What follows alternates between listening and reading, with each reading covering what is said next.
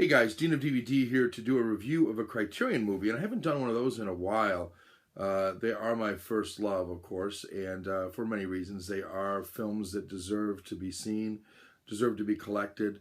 They're just great movies, not just great entertainment, and they're both. So I'm pleased to be able to do a review of a film called Night in the City. This is by Jules Dassin, and this is a movie that probably didn't have to get made, at least not in London. The reason it got made in London was because Jules Dassin was actually being blacklisted in Hollywood by the time this movie was being filmed in 1950. It was a list. It was a whole deal in Hollywood where they had the blacklists and they were blacklisting actors and directors and producers and so on. And Dassin was caught up in that for a time anyway. As you know, allegedly he had communist sympathies. But what a great film! What a great film noir! Perfectly, in my opinion, perfectly filmed, well cast. Richard Widmark's never been more likable, and I'm not a big Richard Widmark fan, but he's never been more likable than in this. Likable as an actor, not likable as a character. Let me get into that. First, let me go through the cast briefly. Richard Widmark plays character by the name of Harry Fabian, and Harry is a schemer, a ne'er-do-well, if you will. He's, in the beginning of the movie, and this is the American version. There's two versions here with Night in the City. There's the American version, which is the one that the director essentially approved, and then there's another version, the British version, which is 6 minutes longer.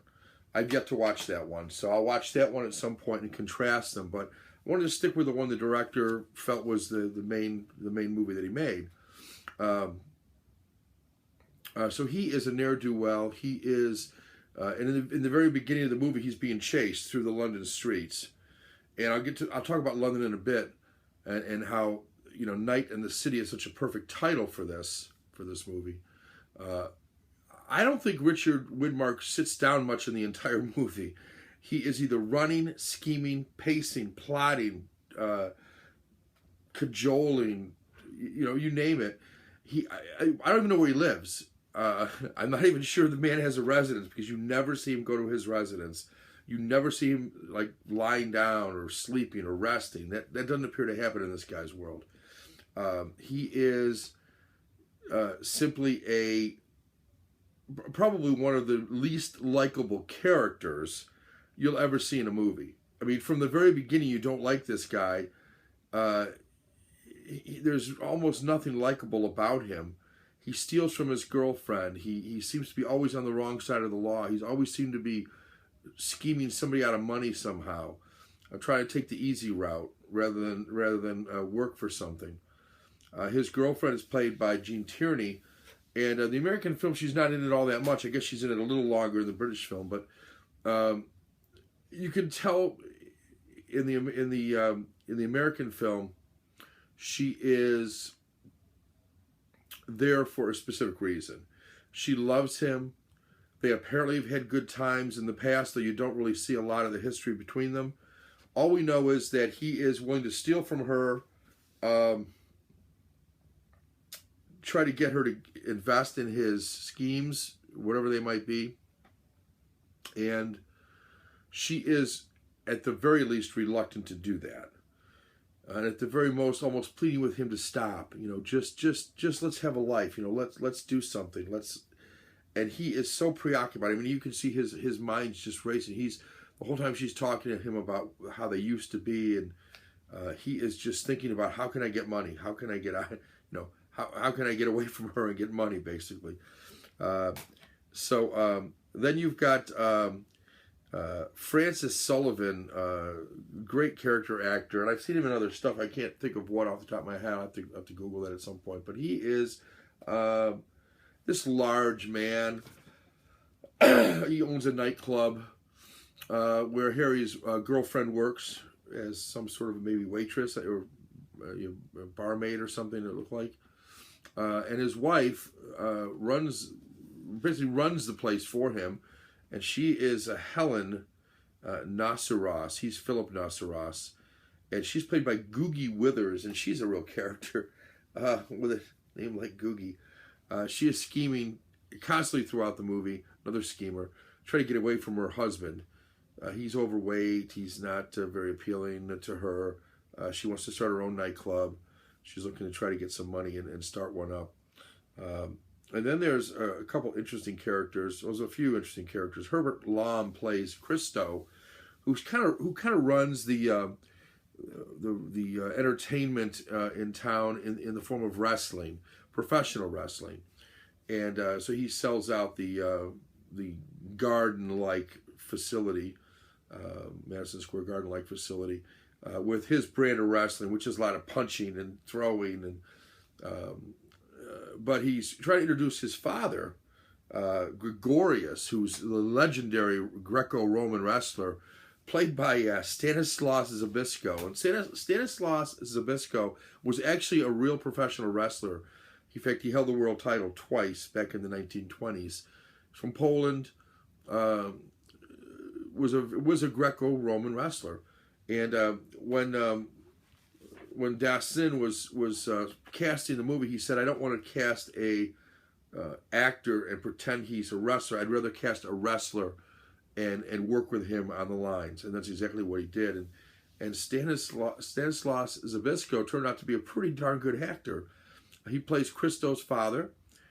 Christo is wanting him to get more involved in the wrestling, see what his son is doing. He can't stand it. He thinks it's garbage. Well, our friend Harry Fabian, played by Richard Widmark, overhears this conversation. He's nothing else if not an opportunist. He quickly exits his seat, comes out to the front of the garden area there where the box office is, where now Christo and his father are about ready to exit, and he demands his money back. "This is a farce," he said, almost using the same words the father used. "This is a joke. This is not real wrestling. I want my money back." And so the wrestler's impressed by this. Zabisco's or Gregorius is impressed by this, and they start up a conversation. One thing leads to another, and he decides he wants to try to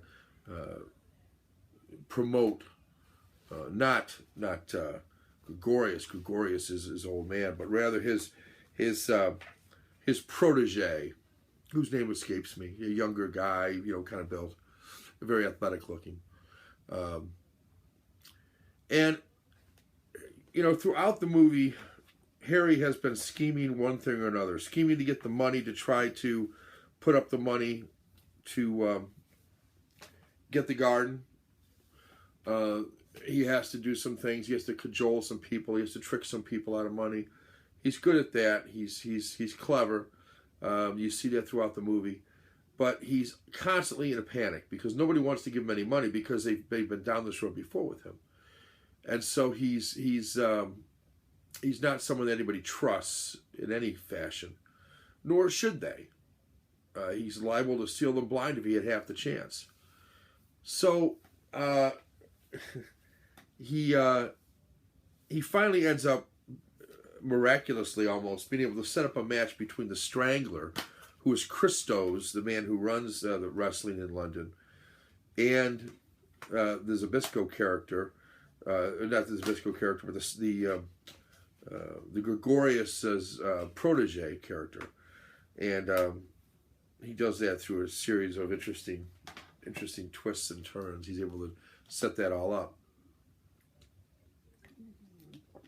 and it's his chance to make it big, because he figures if he can do this, he can be the head of London.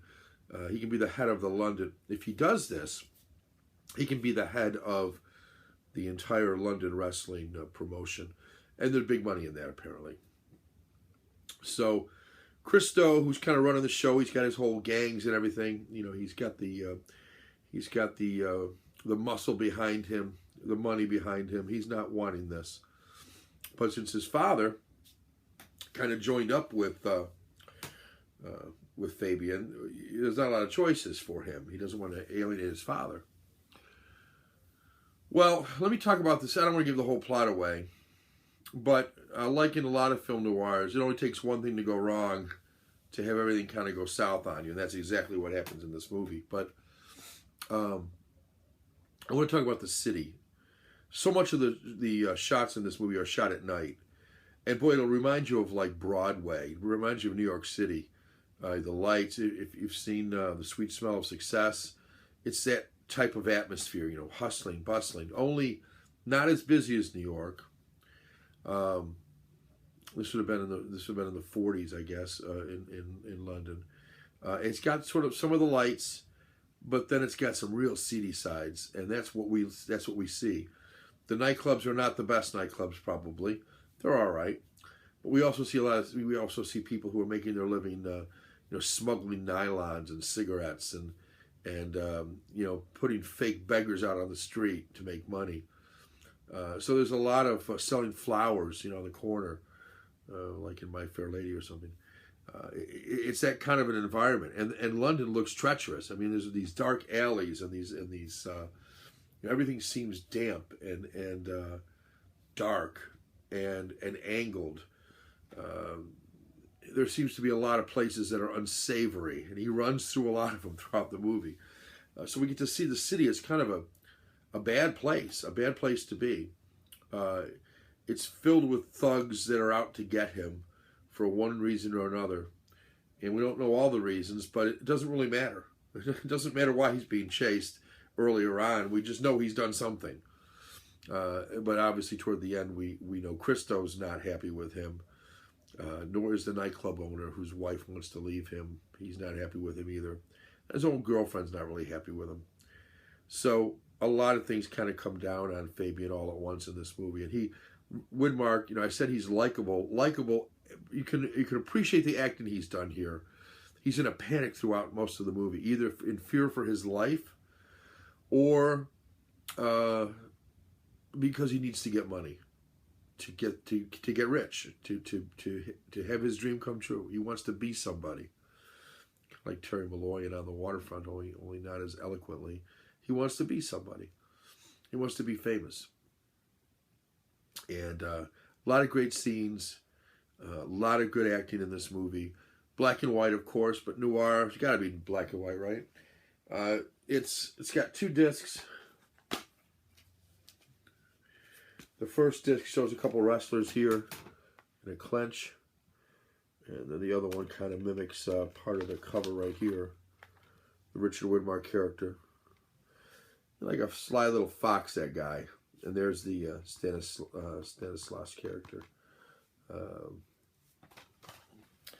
So I really like this movie.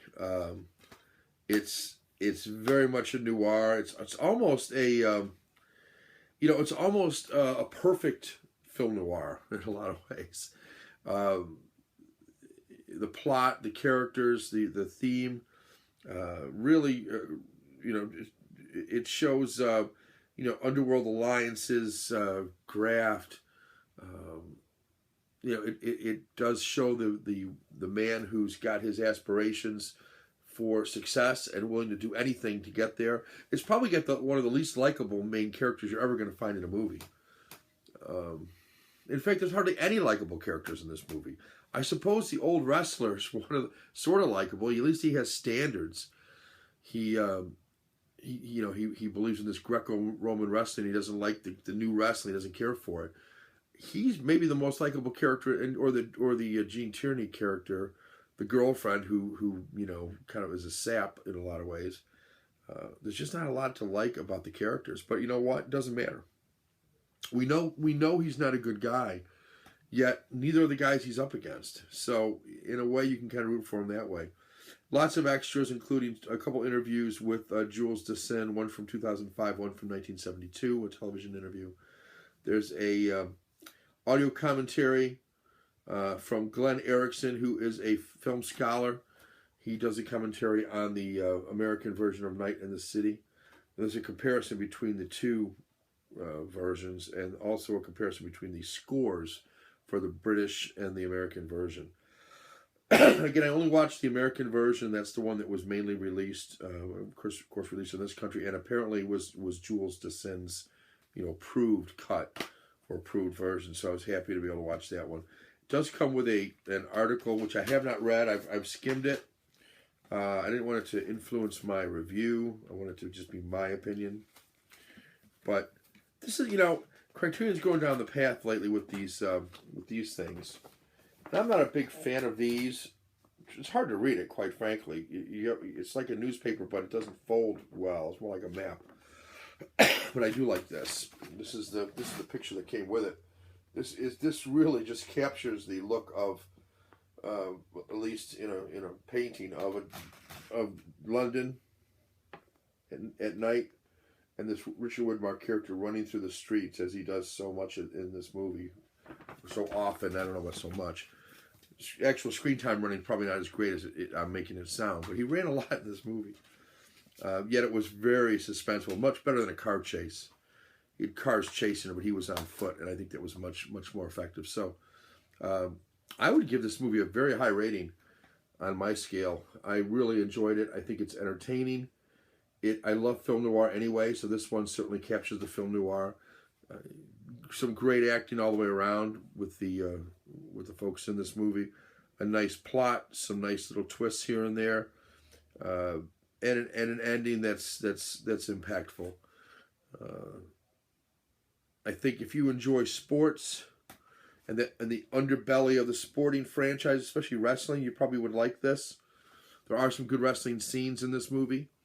If you like the idea of the underworld boss and who's kind of got control over things, and then somebody else tries to come in and move in on his territory, and him strong-arming. If you like that kind of a movie, you'll like this. The whole idea of the nightclub and the people who frequent it, and the woman who wants to get away from her husband, who's kind of not anything to look at, and start her own situation. That's an interesting story in and of itself. There's a lot here to like. A lot of interesting characters. The 4K, I wasn't able to watch the Blu-ray, but it looks pretty darn good to me on the DVD. My guess is the Blu-ray is going to look even better, but I'd be hard pressed to tell you that it could look much better after watching this. The blacks really, the black and white separation is great. You see the shadows very well in this. Really, it was just very, very, very well done, and I'm real happy to be able to say that I highly recommend Night in the City. So, if this isn't on your list of Criterions to pick up, I think it should be. If you like film noir, if you like a good story, I think it's rewatchable. It's something I would watch again for sure. Very entertaining, and I like Night in the City. I like the characters, the plot. The film itself, the cinematography was fantastic. I think the direction was good. Can't go wrong. So I highly recommend it. It's Spine number 274. There's an old version of it out. This is the new one, Blu-ray or DVD, and I think it'd be a good pickup for you. So that's my review of Night in the City with Richard Widmark by the Jules Dassin directed film. Hope you enjoyed it, and leave your comments below, please. If you've seen the movie, what did you think of it? What criterions would you like me to see me review next? I'm happy to do that, and always enjoy your comments and enjoy discussing films. So, thanks a lot. Have a good evening. Take care.